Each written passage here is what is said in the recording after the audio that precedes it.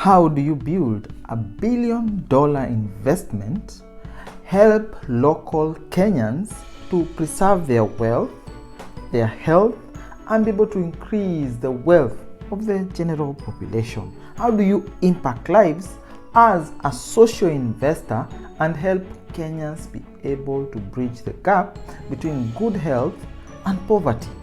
Let us talk about it. And I'm going to talk about how you build a community hospital through investments by locals to be able to build a world-class facility and using the local resources Kenyans are able to gather around. But before we get to the exciting bit, let us diagnose the problem. It is good to note that 60% of Kenyans are one hospital bill away or one chronic disease away from abject poverty. That means that when this disease comes, or when this health condition comes, or when this health emergency comes, they are forced to sell all their assets to pay for this bill, plunging in abject poverty. And if it is a chronic disease, they cannot be able to build wealth because they are paying for these medications constantly. Then it is also important to note that this does not just affect the older population. It has been noted that when complications happen in pregnancy, the average high-cost hospital will charge you 5 million plus for a 1 month stay when your child is in an incubator and when the mother needs some urgent attention. And it is good to note that even the middle income that has insurance, it is not assured that this insurance company will actually foot these bills. They might claim that it was an outpatient issue and this is a maternal issue. They might claim things like they had anticipated 300,000. Instead of taking it as an outpatient for the child that has been born, they take it as a maternal issue, which is covered to a maximum of say 300,000. So if you have a bill of 5 million for you to get the mother and the child who may not be able to make it alive, you have to cough 5 million. 5 million even for a middle income family, even a rich family, is a bump in the financial journey. So we are going to solve these two issues while building a world-class organization or hospital that meets world-class, provides world-class services for the locals through investment by the same locals. And we are talking about a community hospital that is funded through the investments of locals. Another problem that we need to talk about is it is very expensive to set up a good hospitals with the right equipment, with the right staff, with the right infrastructure to be able to support the treatment of Kenyans. This is because equipment is expensive, has to be imported. Staff has to be trained in the right ways. Staff have to be well compensated to be able to provide good services. So all these are problems, and any investor, any individual investor or group of investor cannot meet the social need of providing high quality services at a reasonable cost for the local Kenyans. So that is the problem that we are trying to solve. So how do you involve the community? You are going to build this hospital through investments, vehicles provided by the same institution to be able to buy equipment over time. So just like any other investment, money market or any other kind of investment, we are going to take advantage of something called a hospital investment fund. This is something that has been done in the US, where somebody puts money in a hospital fund or in a medical fund that grows some interest and can only be used to be able to meet their medical expenses. And in this case, we are going to meet the medical expenses for this person in this hospital. So if say 1,000 people enter this scheme, they save 10,000 shillings, we are able to get 10 million. 10 million, we can start construction on this project and we can be able to equip with some basic equipment. Then as they continue, they might not be able to get the investment right away because we have not yet started generating activities. Then the next month, a few others join. We're able to build up and finish the compound. We're able to buy a few vehicles. We're able to buy a little bit of equipment. We're able to do diagnostic equipment. And by the third year, we're able to have staff who are coming to this hospital. Now, because the investment has already been done by the people, we do not need to generate additional expensive services to be able to meet the need of any investors, because this is a community-led project. As we continue by the 5th year, we can be able to now bring in staff and be able to offer a few services, some doctoral visits, some consultancy, something that doesn't need too much equipment.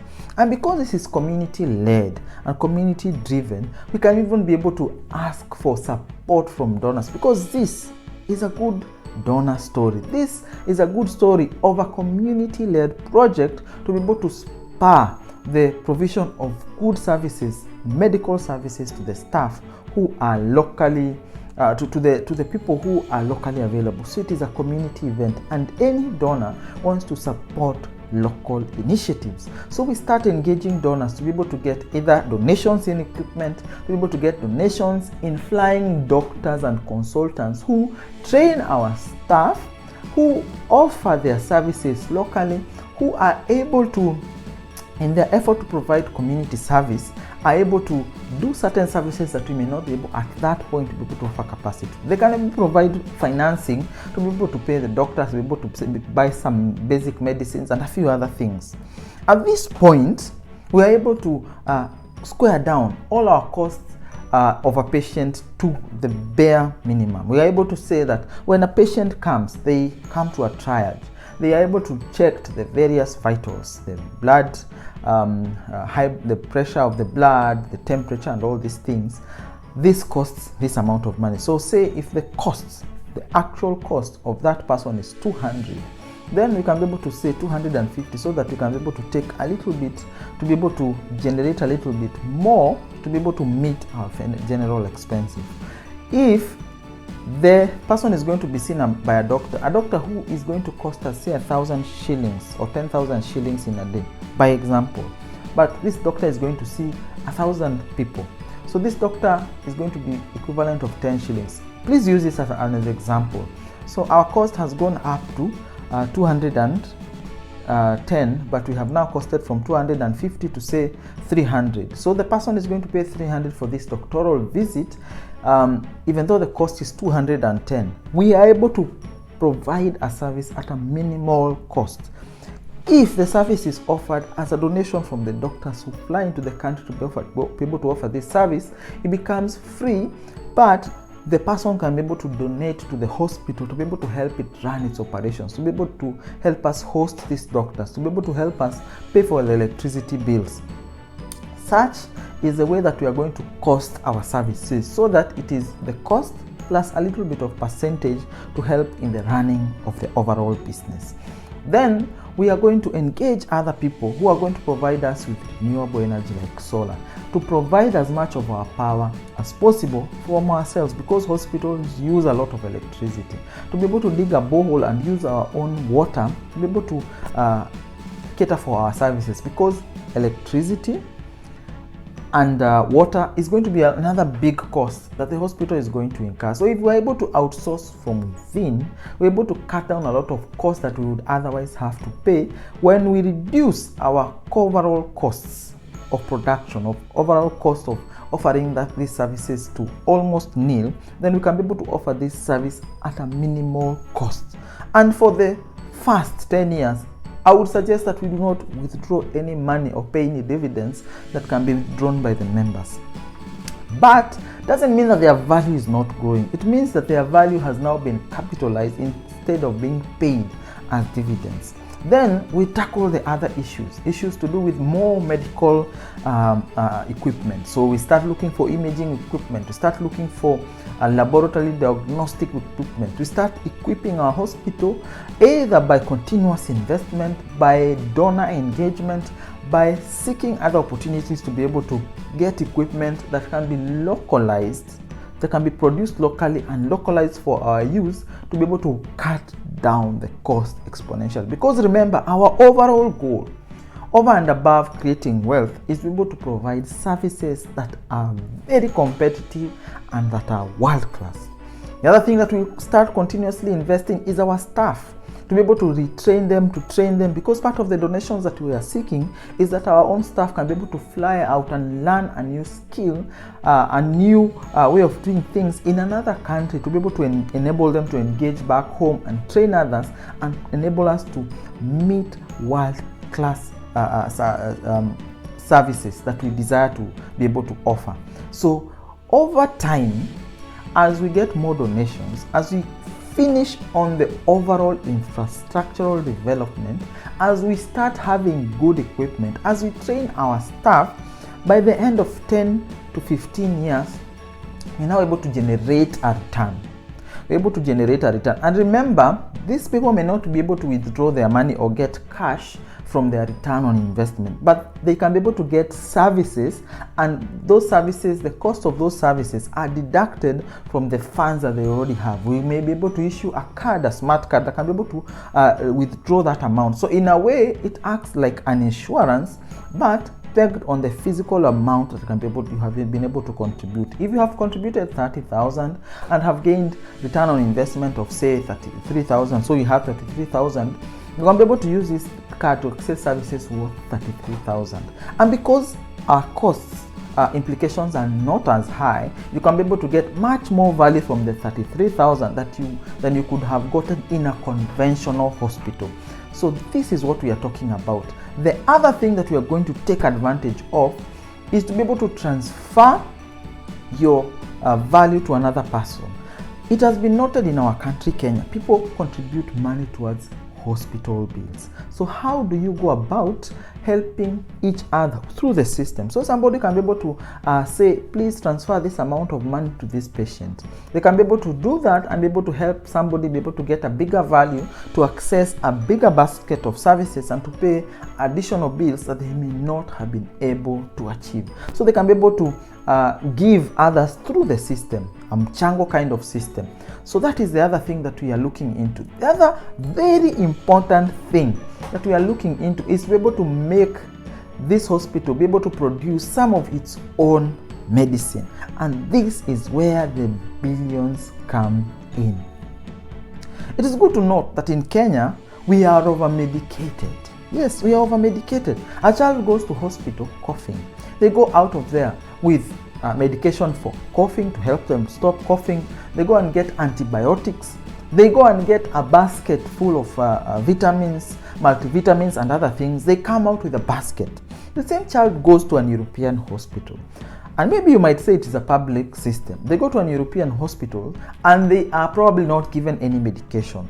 So when the cost of a Kenyan is not only the consultation fee, but all these bags of expensive drugs that may total to say 3,000 or 30 euros or thereabout, this child in Europe may not be able to pay the 30 euros because, again, the medical system only gives medicine where they are necessary. So we start changing our idea of medicine, because remember, all this medicine costs money and all this medicine has to be imported.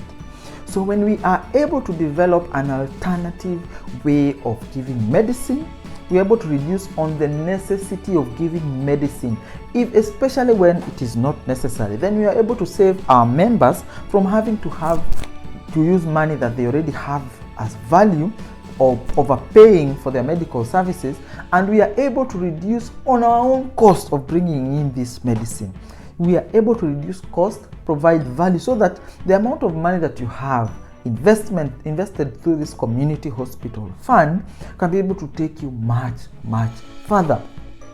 We can also incorporate knowledge that can be able to help us provide alternative medicine. Yes, for example, there are certain medications that people take to help with lack of sleep.